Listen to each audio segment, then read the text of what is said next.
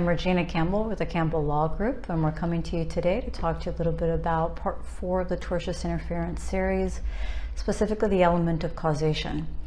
So previously we've talked about the two different types of tortious interference that exist, which is tortious interference with a contractual relationship, and also we talked about tortious interference with an economic relationship, sometimes also known as an advantageous business relationship.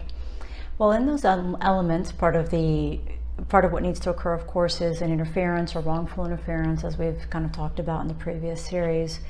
But more importantly, the wrongful interference or the wrongful behavior that led to the interference itself, it must be proven through substantial and competent evidence showing that this particular action by a defendant led to the actual interference of the contract or the economic relationship, and that is sort of the string that connects the two. So therefore, if you have a situation where causation exists, or it's just sort of supposition, he stole, or she or he stole the my client list, I have evidence that they've been talking to the client, that should be enough for interference, and all of a sudden my client stopped doing business with me, or decided not to enter the contract or terminate the contract. Therefore, it must be that they tortiously interfered.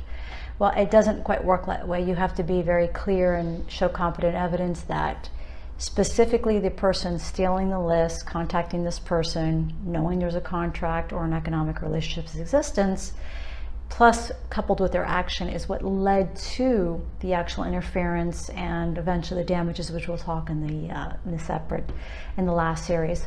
So it has to be sort of not a complete a bullet, so to speak, from clear point A to point B, but it does need to be proven through substantial and competent evidence. So it's an element that's very often hard to actually prove. Because a lot of times you have to prove that it's not another reason that this person may have stopped doing business with you or terminated the contract, such as potential pricing, provided that the pricing wasn't used, for instance, like a pricing war wasn't started with the person that interfered, the defendant that interfered, as a result of their ability to receive information through wrongful means.